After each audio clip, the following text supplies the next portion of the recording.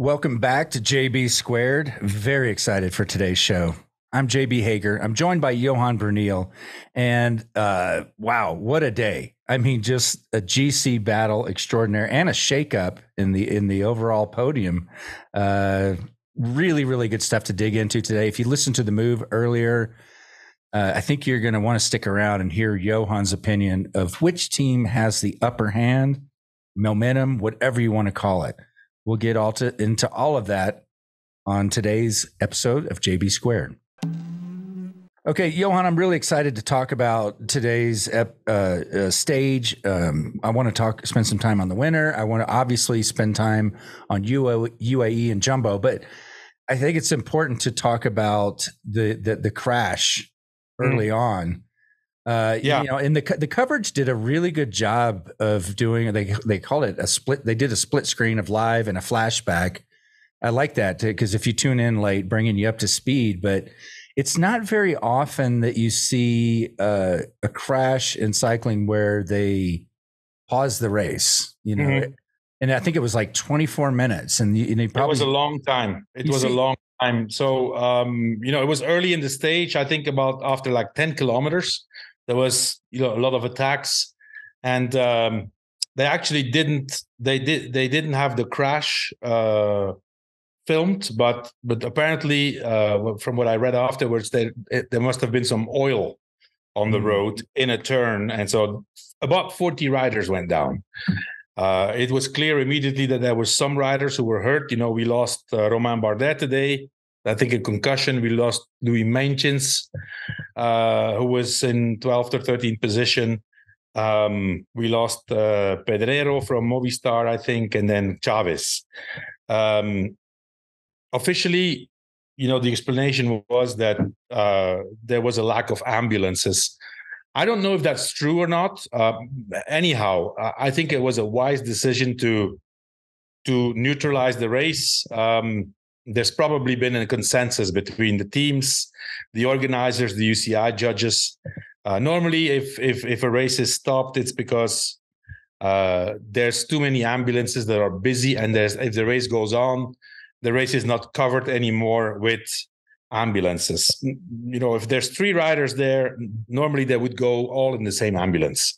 Now, nobody was. When there was a broken collarbone, a concussion, and then some kind of open wound or something. So nothing really major. Life-threatening. Yeah, they're not life-threatening. Okay. Major meaning broken collarbone is nothing major in cycling. You know, right. I mean, there's been riders who finished stages with broken collarbones. Of course, it all depends which kind of fracture you have, right? But I think it was a good decision until the calm has come back in the peloton. You know, I saw mechanics working on bikes. So yeah, I mean, 20 plus minutes is a long time to neutralize a stage, right? Yeah. And I think even our audience of weekend warriors, if you will, you know, people like me, you go on a 3-4 hour group ride, and if they stop too long in the convenience store, I'm like, let's go, because you fall apart, and then it's hard to get going again. At this level, that may have had an impact on a lot of these riders just to get going again on such a tough day. For sure, and also it could have an impact on some team strategies, right? Because for sure some teams had the instructions of having to go in breakaways from the gun, so maybe they were kind of in a break when they slowed down the race.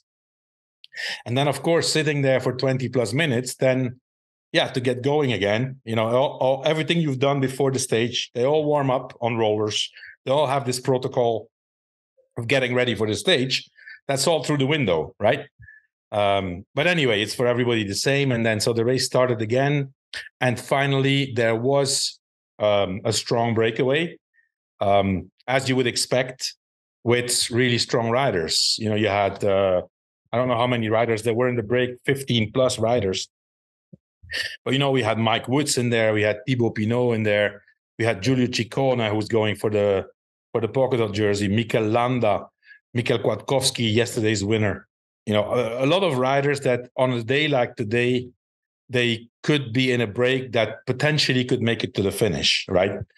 But yeah, that was not in the plans of Jumbo Visma. Jumbo Visma today, they had a plan. Of course, they're in yellow.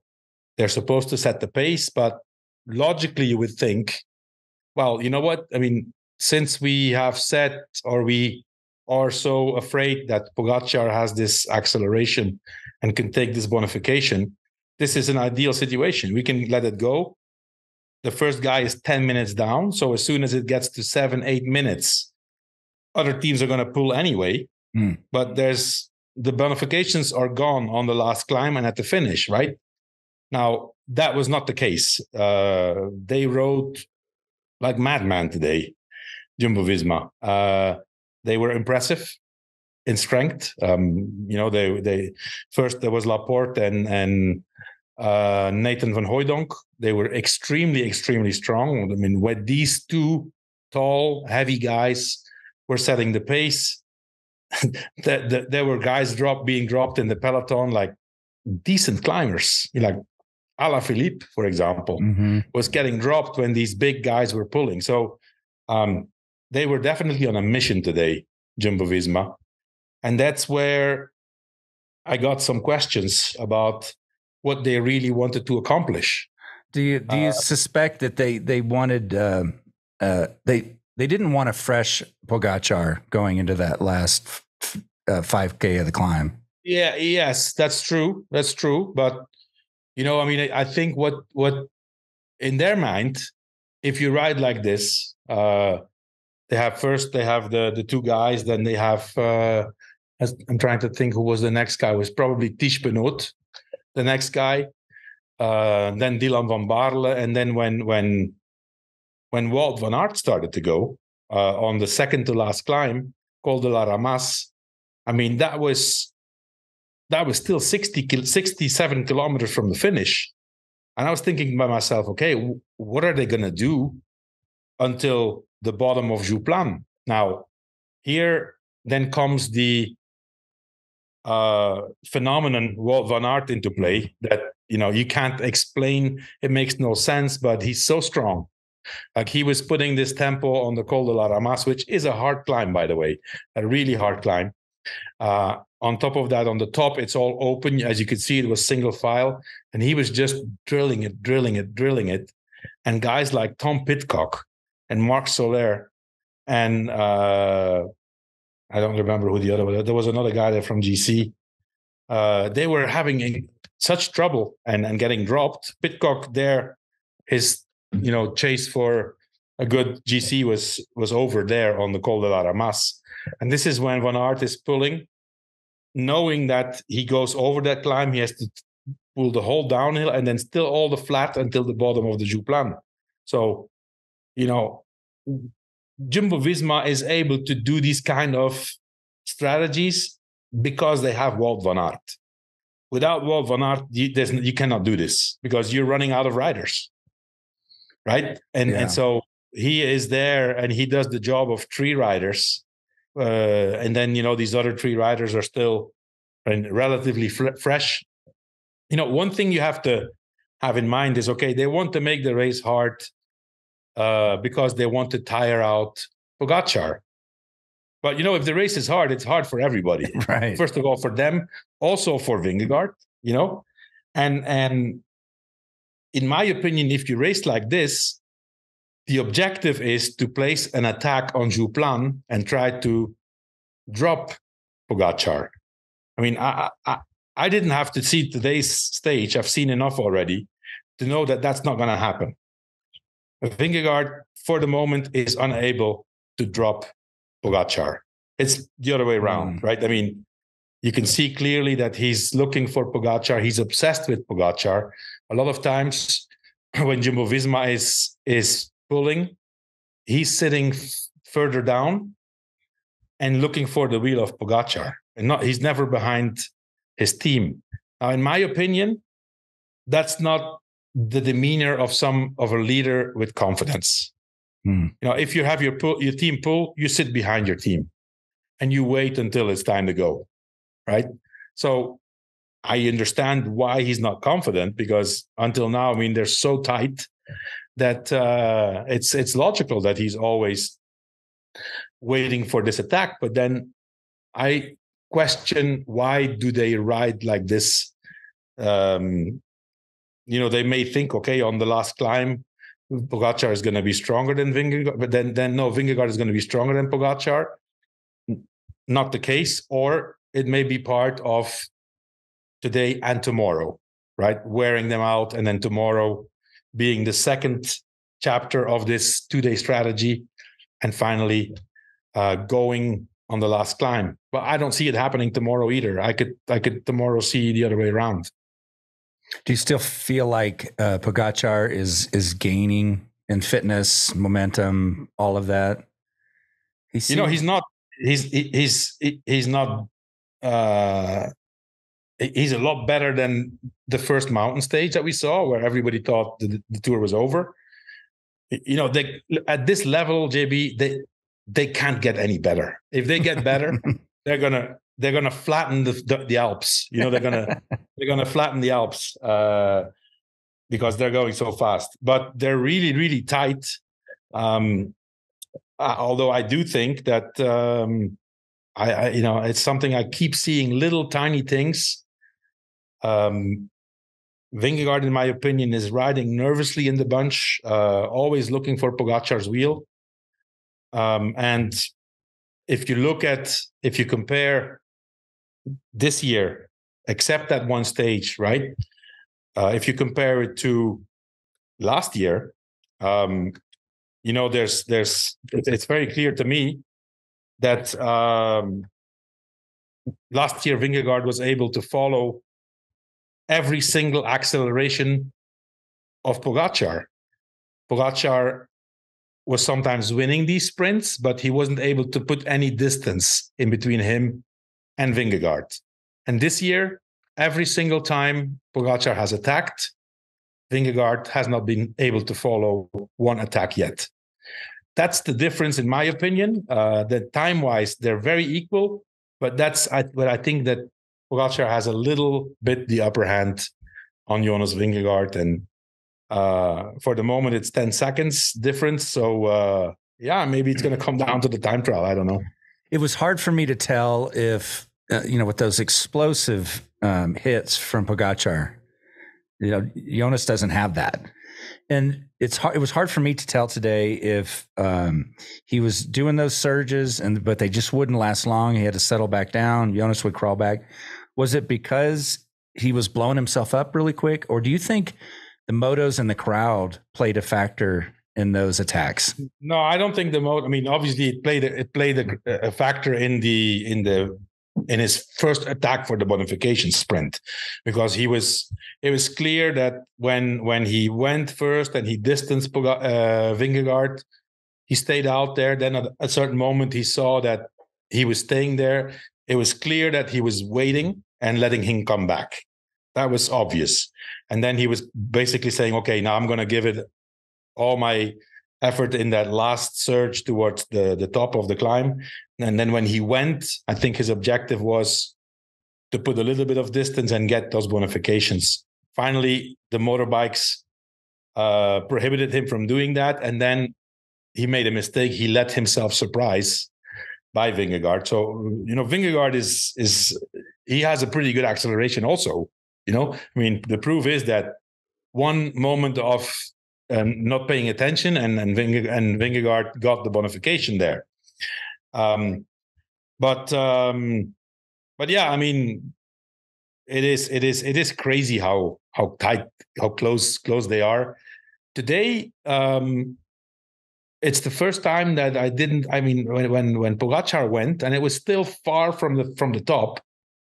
Vingegaard did not try too hard. I mean, I don't know if it wasn't because he couldn't, or if he wanted just to, keep his rhythm. He obviously knows that if he keeps his rhythm, Pogacar is not going to be very far, right? Mm-hmm. But that's not the strategy of somebody who wants to drop his opponent. I also got an indication that Pogacar is feeling very confident when I think, what was it? He said something to Yates right? And then they took off. It's like that was planned, and it was like, okay, now. Yeah, and also it's also proof that he was feeling pretty good, you know, because when Sepp Kuss was pulling, Vingegaard was in the wheel, and then Pogacar was in the wheel of Vingegaard, and it's not like Vingegaard was all of a sudden asking Sepp Kuss to up the pace, which normally is what you would expect if you prepare an attack. Yet Pogacar looked at Adam Yates and he said, "Okay, he did, you know, he did," and then Adam Yates went to the front and up the pace, and then basically that was it. The preparing for an attack. So I think those little things give me. I mean, it's just a personal opinion, right? But I think that it gives a little bit of advantage to Pogacar. Today's show is brought to you by Ventum, the all-new GS1, starting with SRAM Apex AXS for just $29.99. And it's an incredible gravel bike. I just got the new GS1. And if you have been watching The Move or you listen to Outcomes, you've heard of Spencer Martin. He is riding my GS1 right now because I brought my NS1 also. And he's like, wow, he loves it. Loves it. So you should check it out. It's really fun to go on their site and build out an NS1 or a GS1. And in fact, Spencer was asking me about some of the options that I had. He's like, well, these handlebars were one of the options because he really liked them. And you can pick the crank length. You can pick the handlebar width. You can upgrade the wheels. I put the Zip 303s on it. They look good. They feel good. Anyway, you can build out your bike, and they all have the same frame. NS1 or GS1. It's a top of the line, best carbon, whereas some other brands downgrade the carbon for a lower end bike. All the frames are the same. You're riding the same thing that Lance and George ride. So go online and build it out, and I think you'll really like all the options in the process. It's actually pretty cool. So 10% off when you use the code WEDO at checkout at ventumracing.com/themove.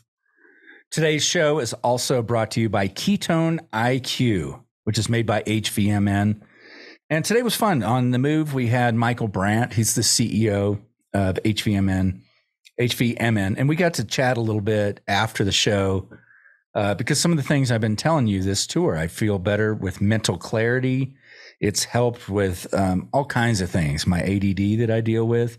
And he confirmed a lot of my suspicions about that it was the Ketone IQ that was helping me. And another one that I've forgotten to tell you about is forever I was just a hardcore coffee drinker. You know, I was up at 4 a.m. working in radio forever. So 4 or 5 cups of coffee was not out of the question. And Michael confirmed for me that having the Ketone IQ first thing in the morning, a shot, like you can do it, the small bottles or one like this, the big one I'm showing on YouTube, but one shot, and it's really not only suppresses your appetite first thing in the morning, but my urge for coffee. So I've gone from like a 4 cup of coffee drinker to 1, and I feel just as alert. I don't have the caffeine bonk that I've had forever. I mean, if you drink coffee, you know what I'm talking about. It's just helped in a lot of capacities with mental clarity and energy and focus. So try a subscription so it gets sent to you on a regular basis. And I can give you a code here for 30% off. And try it for a few months. And I think you'll see a difference. You can get that 30% off on your first subscription order at Ketone IQ at hvmn.com/themove. Again, visit hvmn.com/themove and subscribe upon checkout for 30% off. What's Jumbo's efforts doing to the other teams in the peloton? Because they're not enjoying this. Well, you know, I mean, I wrote down in my notes here, you know, so what did they want to accomplish, right? What did Jumbo Visma want to accomplish? We don't really know, because normally it would be, you know, that they prepare an attack for Jonas. But one thing they did accomplish is they pissed off a lot of other teams. Because a stage like this, you know, it's a general consensus that the team of the yellow jersey is going to set the pace. A breakaway will go, And maybe yes, maybe no, they can make it. But they never got more than 50 seconds. And you had all these guys, like I called Woods, Pinot, Ciccone, Landa.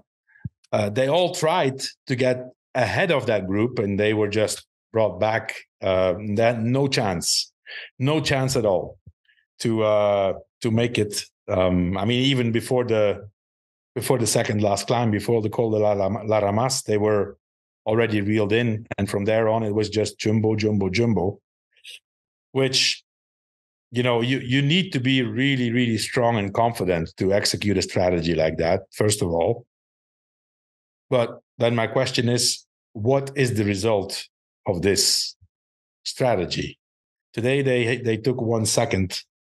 They could have lost 3. They could have lost 5 seconds, I guess. Yeah, they could have lost 7 seconds if Pogačar got both of the bonuses. So yeah, maybe it is a good day. Instead of losing 7 seconds, they gained 1 second. Okay. It is a good day, but it's definitely not a defining day today. And for the moment, they say, okay, the Alps is better. The longer stages, the multi climbs. Jonas is a lot better than Pogačar. I said already yesterday. I don't know why they keep saying this. Well, today, I haven't seen anything of that. Prior to today, I thought Jai Hindley had his podium spot in the bag. Well, not in the bag, but he had 2 minutes on Carlos Rodriguez. Yeah. Do you know if and we'll get into Carlos Rodriguez, but do you know if Hindley have you heard any reports from, his crash? Is he? Well, he's impacted, definitely. Obviously, he was in the crash. It's never good. It's never a good thing, And if you see that, his shorts were ripped, his jersey was ripped, it's not a good thing. You obviously have some kind of consequences. I think he defended himself pretty well, but he did lose almost 2 minutes on Carlos Rodriguez. So. Hindley finished 6th in today's stage, so not bad. Not bad. It's just that Carlos Rodriguez had an amazing day, right? And so yeah, Carlos Rodriguez is now sitting in 3rd with 1 second. I still think Hindley is up there, but it's the same. Like, the momentum is changing, right? And Hindley is there. We'll see tomorrow, after today's crash, he's also not.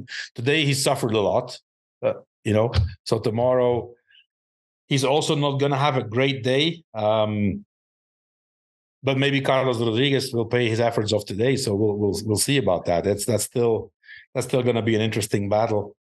And then still Adam Yates is up there. Sepp Kuss is now in 6th also, which, we have said a lot of times. Yeah, why is Sepp Kuss hanging on there? The same we said about Adam Yates, and here we have them 5th and 6th, which strategically is still a card that both of those teams can play. In this case, UAE has the upper hand because Adam Yates is 3 minutes ahead of Sepp Kuss in the GC. So anything that could go away with both of those riders in there is in the advantage of UAE. Okay, give us some of those cards. Like I'm thinking off the top of my head. So you send up Sepp Kuss, and then Ineos wants to protect this new 3rd place, right? You can put them in a working position. Is that a card like you're talking about? Well, first, if Sepp Kuss is going, then Adam Yates will have to be there also. Otherwise, they're not going anywhere. So if both of them are in there, that basically means that both Jumbo and UAE, both Vingegaard and Pogačar would give up their 1st and 2nd place if that group goes far enough away, right? And in this case, it would never be good for Jumbo because UAE would have 3 minutes advantage on Sepp Kuss with Adam Yates. So I'm thinking a little bit how they could use this strategically. I don't think they can use it that much. They could use it having these guys up there, and then having Ineos and Bora for Jay Hindley, probably setting the tempo. But after what I've seen today, Jumbo Visma and UAE, they don't really need any help from anybody. They're the two strongest teams. And yesterday was UAE controlling the whole stage. Today was Jumbo Visma, and they don't need help. Oh, then we won't get into tomorrow yet. Save it. I was like, well, what about tomorrow?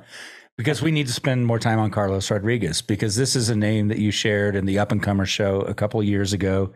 He's only 22 years old. As it came up on the move, he's in contract negotiations, which has to feel great right now. Mm-hmm. Like, what a great position to be in. Will he stay at Ineos? Will he go to Movistar? What do you know? Yeah, well, I mean, I've only also heard the rumors. A few weeks ago, it was said that it was almost a done deal that Carlos Rodriguez would go to Movistar. It's clear that Movistar, a pure Spanish team, big Spanish sponsor, they need a Spanish name, right? They do have Enric Mas, but they need a new guy. And Carlos Rodriguez is the next. I mean, there's two big guys in upcoming guys. It's Carlos Rodriguez and Juan Ayuso in Spain.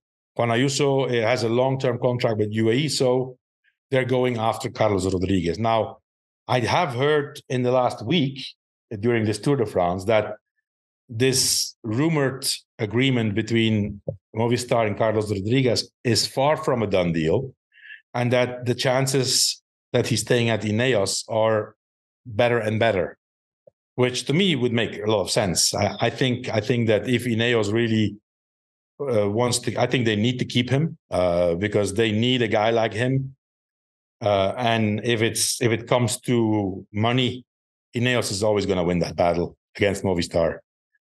If Carlos Rodriguez goes to Movistar, it implies for him that there's a lot of pressure on his shoulders as being, the young next thing for Spain. He is an amazing rider, but I don't know if he is a guy that really would enjoy being in the spotlights. He seems to me like it's a very, he's a bit of a timid guy, shy a little bit, well-spoken, but, he's not a rock star. He's not a guy who loves the spotlight. And, you never know if they grew up dreaming of riding for a Spanish team, right? That's true. That's true. And you could speak a lot on that. You were a Belgian riding for a Spanish team. Mm-hmm.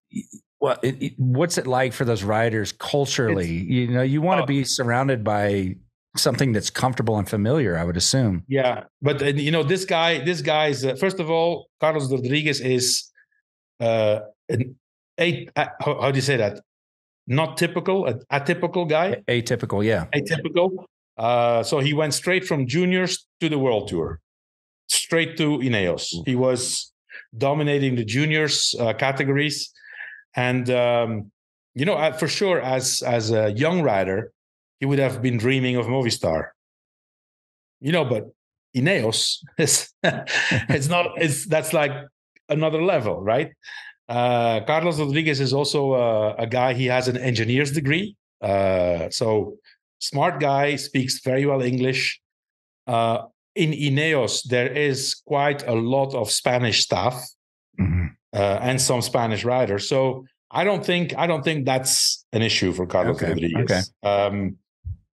Personally, if I would be Carlos Rodriguez or his agent, I would say stay at Ineos. It's a better environment for him, and he would not have that extra pressure of the Spanish public of having to perform. If he's at Ineos, he's going to do the Vuelta probably next year or the Tour, but he's going to be part of Ineos. It's not going to be the weight of a whole country on his shoulders. To let's say he gets on the podium this year. It would be amazing. There's no guarantee he's going to be on the podium next year. I mean, if these two guys stay around, there's no way he's winning or second, right? Then if other guys come, if Roglic does the tour, if Evenepoel does the tour, if Ayuso does the tour, that the competition is. So I would say, stay at Ineos. You got your chances, but you're part of a big, well-oiled machine. And with all due respect to Movistar is more an old-fashioned team. They're obviously they have to go with the flow and being up to date with all the new technology and science, but it's not the same. I think for him personally, Ineos, if I'm his agent, Carlos, stay at Ineos. Quédate en el Ineos, por favor. Hang on, I got to write down the time on that one. They're funny. Okay, I was getting ahead of myself a second ago because you were talking about how we saw UAE pulling yesterday, Jumbo pulling today. What do you expect tomorrow? Well, tomorrow, JB, is another really, really hard stage. There's more climbing than today. Today was 4,300 meters of elevation. Tomorrow is 4,500 meters of elevation. A lot of climbs. Normally, you would think this is once again an ideal stage for a strong breakaway. We don't know if what Jumbo Visma is going to do. If today's action was part of a 2-day plan, then we will see the same thing. We will see Jumbo Visma again putting the hammer down. Nobody in the break.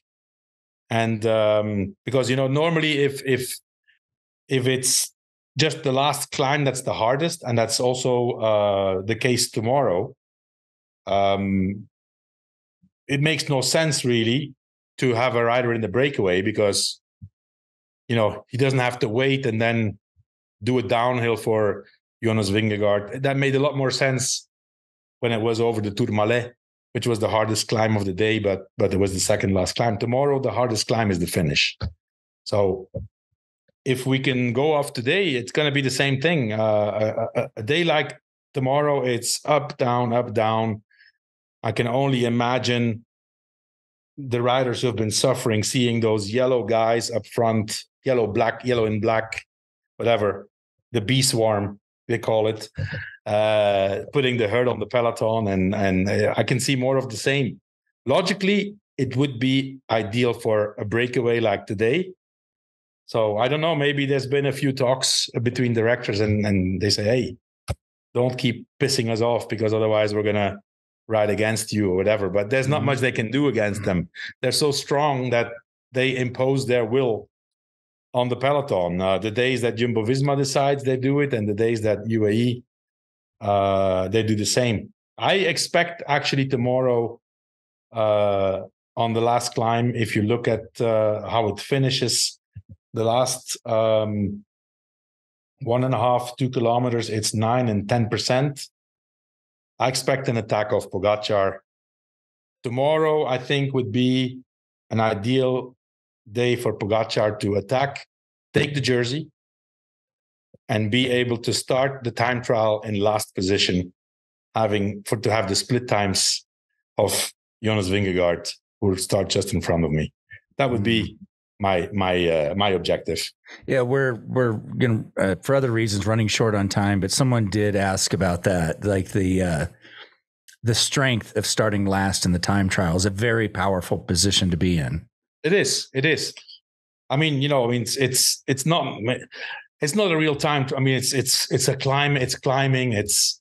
But still, if you have the guy in front of you, there's enough time difference. I think it's going to be 2 minutes or 2.5 minutes in between the last 10 or 15 riders. But still, having those time splits straight away instead of having to wait another 2 minutes, basically, that kind of gives you a little bit of an advantage.